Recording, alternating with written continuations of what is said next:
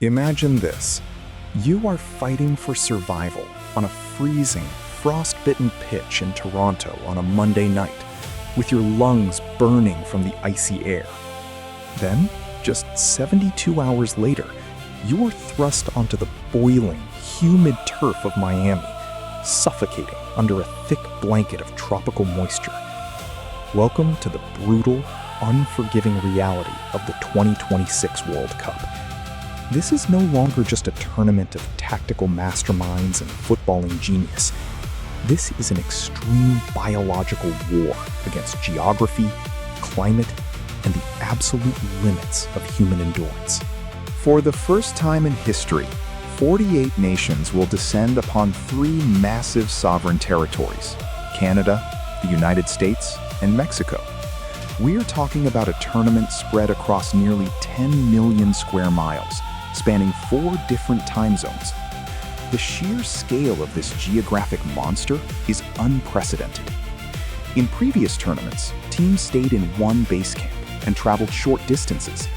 In 2026, the distances are so vast that they resemble a grueling, non-stop global concert tour. Jet lag is the invisible opponent that no coach can bench. Crossing multiple time zones within days wreaks absolute havoc on a player's circadian rhythm.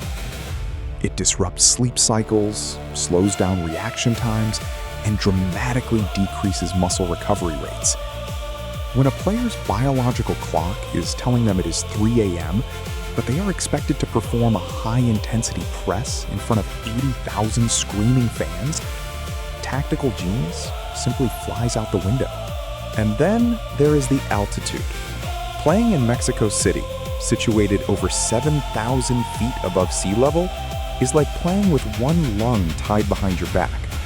At this height, the air is thin, oxygen is scarce, and recovery between high-intensity sprints becomes agonizingly slow.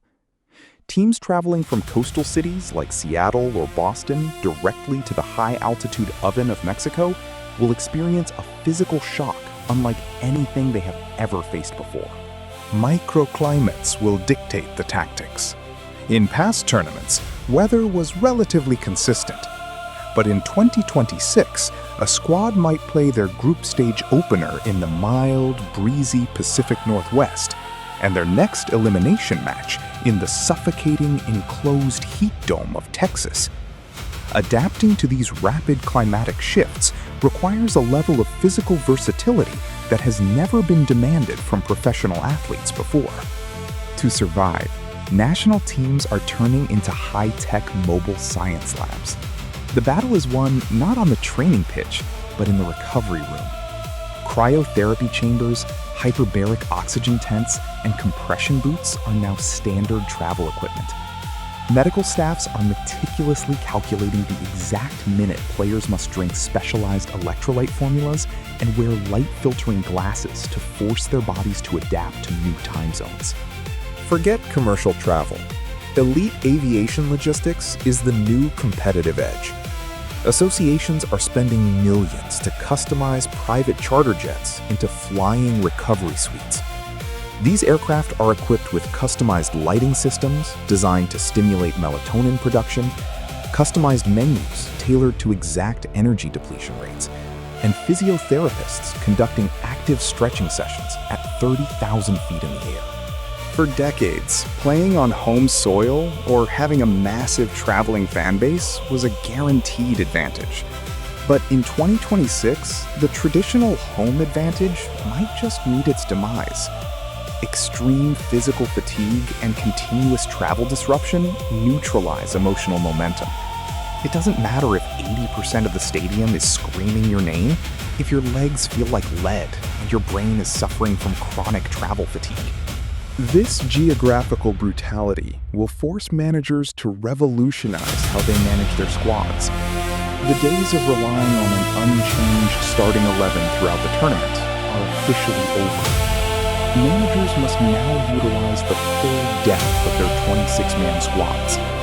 The best managers will be those who can ruthlessly rotate their star players, sacrificing short-term chemistry for long-term physical preservation. We might also also witnessed the death of the ultra-high pressing systems that have dominated modern club football. Pressing continuously for 90 minutes requires peak cardiovascular condition. In the grueling environments of the 2026 hosts, high pressing is a suicidal tactic. Managers will likely adopt more conservative, mid-block defensive shapes, conserving energy and picking their moments to strike with lethal counterattacks. To execute this rotation successfully, real-time biometric surveillance is key. Sports scientists will monitor GPS and physiological data during training sessions and matches with absolute precision. If a key midfielder's cellular recovery markers indicate a high risk of injury due to travel fatigue, they will be benched immediately, regardless of how crucial the upcoming match is. Data, not pride, will make the decisions. The strategic selection of the base camp is now a high-stakes puzzle. Do you place your team in a centralized location and fly thousands of miles to every game? Or do you constantly relocate your base camp, forcing players to live out of suitcases for a month? Each strategy has its own psychological and physical costs. One wrong logistical decision could ruin an entire nation's World Cup dreams before a ball is even picked. We must not forget the psychological toll. Constant travel, endless security checks, hotel rooms, and long flights create a sensory monotony that can drain a player's mental sharpness.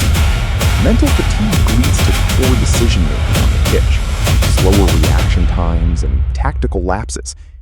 Keeping players mentally fresh and motivated in this high-pressure traveling circus is a monumental task. This tournament will favor teams that can control the tempo of the game. Possession-based football will be used as a primary defensive and recovery mechanism.